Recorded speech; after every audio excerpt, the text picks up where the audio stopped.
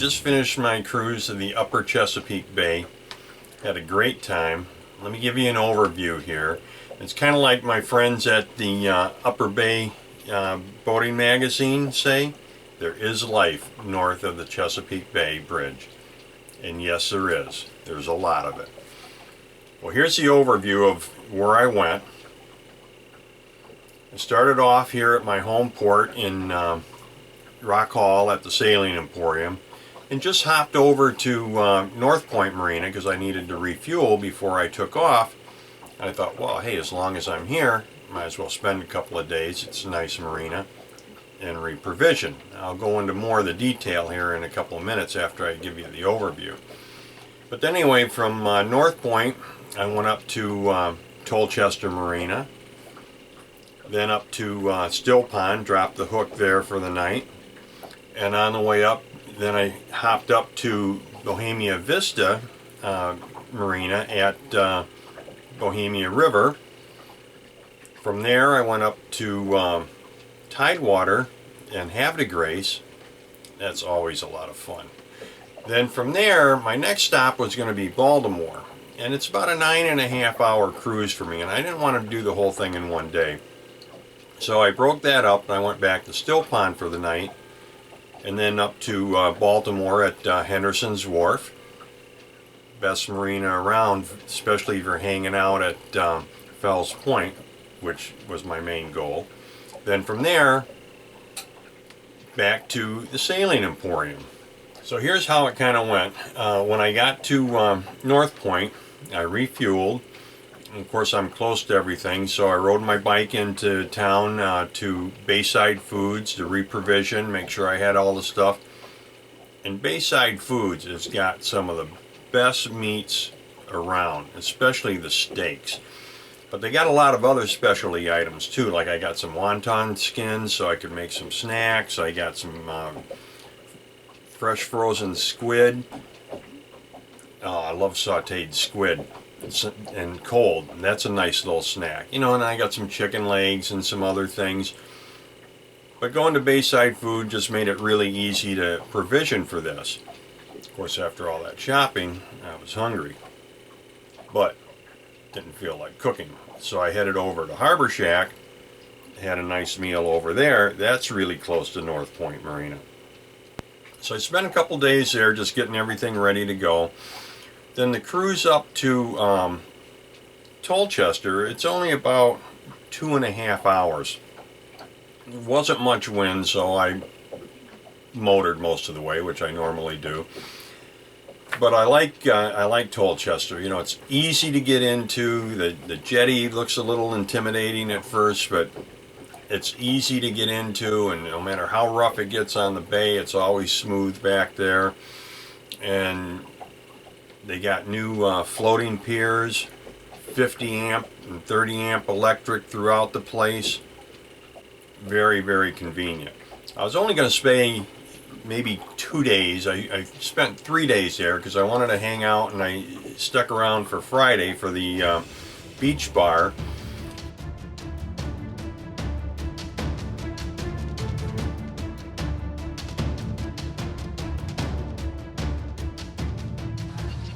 Cheers. But Friday afternoon, I'm sitting on the beach just, you know, kicking back with a scotch and a cigar, and this powerboat goes by. I mean, really stealthy looking. I mean, man, that guy, it was cool. You know, here's a picture of it. I'm thinking it's a 75, 80 footer, and he's probably going 35, 40 knots. I don't know. Kind of cool to see that, though. Keep that in mind. That's going to come up again later. So anyway, then I stayed Friday night, had a great time there, great group of people. Headed out to Still Pond, and that's only a couple hours, so I didn't need to leave real early. And I got into Still Pond. There were like 3 or 4 boats there. You know, later in the day, more boats started coming in, and some of the power boats left, the smaller ones, and then more sailboats came in. And we're supposed to have like 20, 25 knot gust winds that night. Well, sitting there in Still Pond, you would have never known it. I mean, we just sat nice and tight. So I spent the night there, then headed up to Bohemia Vista, and that's not a bad cruise either. That was only about 3.5 hours. Now, the Bohemia River has a mean low water. The charts show it at 6 feet. It's probably more like 5, 6. So if you draw more than 5 feet, I recommend going in closer to high tide, which I did. I got there about an hour and a half before high tide, and my depth sounder was showing 7, 7.5, sometimes even 8 feet getting in there. Now, Bohemia Vista, it's all floating piers, very relaxing. They had the pool, that was still open, although I'm not that much of a pool person. But it's just a nice, relaxing kind of atmosphere. They've got gas grills that you can use at no charge, and really that's why I wanted to head up there, is I hadn't been up that way for quite a while. And I know the Bohemia River was going to be a little tricky in the sailboat, but you know, if you've got enough water at the beginning of the Bohemia River, you've got enough water all the way in, because that's just like one big plateau. And you know, you just watch your depth sounder. I got in fine, and then I stayed a couple of days there, left Bohemia Vista, headed up to Tidewater. Again, very little wind, but that's a pretty easy cruise too. I think that took me about a little over 4 hours to get up there. And the Susquehanna Channel, to get up to Havre, you know, I hear a lot of people talk about, oh, it's so narrow, oh, it's so shallow. It's not shallow, guys. A couple years ago, they dredged it to 17 feet because of the commercial tugs and that go up and down just north of the bridge there. And it's a little wider, too. I think it's wider. It may not look it, but, I mean, I had 16 feet going in the whole, minimum 16 feet going in the whole way, and I was probably 3 hours before high tide. You know, you just got to pay attention to the buoys. It's very well marked. And then when I get to Havre, I always stay at Tidewater because it's easy in, easy out. You don't need to worry about, you know, the channel narrowing down or anything. Plus, they're right there next to everything. In Havre, I missed the first Friday this time. That was the following week. But, you know, I spent a couple of days there. I toured the museums.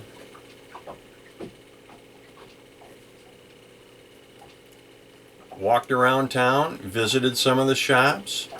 Oh yeah, Joe Retro. I went in there, and I'm looking around, and they've got Pyrex and all of that kind of stuff. And talking to the clerk, I think he was the owner's son or something, and I mentioned to him how I came in by sailboat. And of course, I'm dressed like this, and I always wear these kind of things. And he says, "Oh, thank God that you came in by sailboat. I thought you got lost going to a Jimmy Buffett concert." Nice guy. And they happen to have some Jimmy Buffett shirts for sale in there too. None of them were my size, but that was kind of neat. The other thing that I found, well, I knew that they were there, but I thought I couldn't find them last time. They'd moved to St. John Street, is Easy Tobacco for cigars. Really nice shop. While I was there, I also, on the boat here, it's hard to keep cigars at the right humidity because it's either too hot, you know, it's too moist or whatever, so I got a nice humidor. Keep my cigars fresh. That's important. And then, of course, you got to hit some of the bars and restaurants. My favorite restaurant, though, is Tidewater Grill. They were voted best of the bay in crab cakes. I took a picture of the crab cakes. The light was kind of poor, so it didn't really do the crab cake justice, but the taste did it justice. And they got a beautiful view. They were also named best restaurant for a gourmet meal. Now you think Tidewater Grill, gourmet meal, it's really a nice setting, and the food is exceptional. So then I'm, hanging around, went down to the lighthouse. That's always kind of interesting. On the way back, stopped for an ice cream cone. You got to do that when you're in Havre de Grace. So that was nice. Then I headed back out to Still Pond. No wind again. You know, this was on Sunday. So I got there probably about 3:30, 4 o'clock in the afternoon. I was in no hurry to get there. But Monday, going to Baltimore, the marine forecast was small craft advisories in the afternoon. So I'm thinking, that's fine. I can sleep in. I'll get up. You know, I'll head to Baltimore about 8, 9 o'clock. Plenty of time. It's only like almost 5 hours to get there. And I thought, you know what? Maybe I better leave at 7. That way, if the weather does change a little bit, I'll get in early. And if it doesn't, I'll get in early and I can hit a few more of the bars in Fells Point. Good plan, I thought. So I get up at 7 o'clock in the morning Monday, and it's a little windy, so I think to myself, I'm going to go ahead and reef the main because, you know, I'm not that good a sailor. So I reef the main, I get out there. About 7:30, quarter to 8 is when I'm ready to go. You know, by 9 o'clock, the wind gauge was showing sustained 12 to 15 knot winds, which isn't bad, but gust of 20. By 10 o'clock, it's white caps and 25 to 27 knot gust.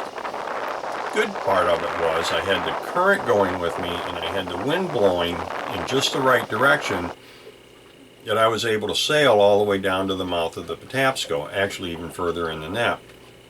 My plan was, once I got to that red lighthouse out there, was to make my turn into the Patapsco, but the way the winds were blowing, I decided to keep going south a little bit more and get to the lee side of the shore and then make my turn. And that worked out because then I basically had a following sea, and it wasn't bad. I mean, you know, I've had a lot worse. It was probably 2 to 3 foot. Then once I got under the Key Bridge, then I lowered the sails, because as you're going into Baltimore, on the starboard side, and I'll show you here on the chart, there's a special buoy. It's got stars on the top and red and white stripes, and that marks the spot where Francis Scott Key, where the barge was that was anchored that held Francis Scott Key while he wrote the Star Spangled Banner. And Fort McHenry's a ways off, I mean, but you know, bombs bursting in air, I guess, you know, you see that at night. So that's kind of interesting. I went into Baltimore, and rather than go directly to Henderson's Wharf, I always kind of like to go in and see the sights and so forth, you know. So I went in, and here's a few of the sights to see around the way. Now remember that power boat I talked about when I was at Tolchester? I'm pretty sure this is the boat right here. And I was thinking it was 80 foot. I got up next to it, 110 foot. This thing is sleek. It's really kind of cool, man. Like I say, he had to be going 35 or 40 knots, maybe more. So I got done with that, and then I went into, docked up at Henderson's Wharf. Floating piers, plenty of electric, easy in and out. The key here is that it's in the center of Fells Point. I mean, you walk out either gate or either direction, and you're right there at Fells Point. You know, and they're doing some construction there. They're always fixing something up. But you know, a lot of the old bars are still there. Cat's Eye, the horse you rode in on. Here's a little quick view of the area.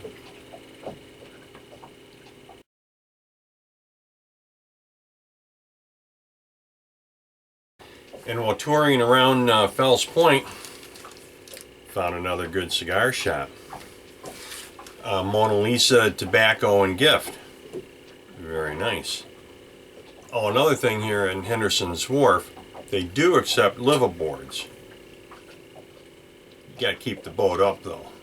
No trashy boats. keep your area clean, you know. But it's convenient for liveaboards because it's one of the few places in Baltimore that has adequate parking for you. So now that was Monday afternoon and then Tuesday morning. And I'm looking at the marine forecast again. I'm thinking, you know what? Wednesday, Thursday doesn't look that good. I think I'm just going to go ahead and I'm going to take off Tuesday afternoon. Well, I did. I wound up motoring the whole way. There was virtually no wind. But I'm really glad that I left when I did, because on Wednesday we had small craft advisories with 25 to 30 knot gusts, rain. Thursday was even worse. Here we are. This is Friday. It's still raining out there. That's why I'm in here giving you guys the tour. But I tell you what, the Upper Bay is a lot of fun. I wish I had more time, or actually I wish I would have done it earlier in the year to spend more time up there. I missed the sassafras, and that's always kind of a fun thing to do, especially, you know what though, in fall foliage here, that could really be nice. Baltimore County with Hart Miller Island, there's another area that I didn't get to hit. I didn't get down to Kent Narrows. So there's a lot of areas to hit. Probably pick, like I did, this was a nice cruise. I mean, it was a leisurely cruise. I didn't want to just pop in and pop back out. I'd like to sit and relax a little bit. You know, that's part of what the cruising is about. There's no big rush. Look at, no watch. There's no time. Just get out there and enjoy yourselves.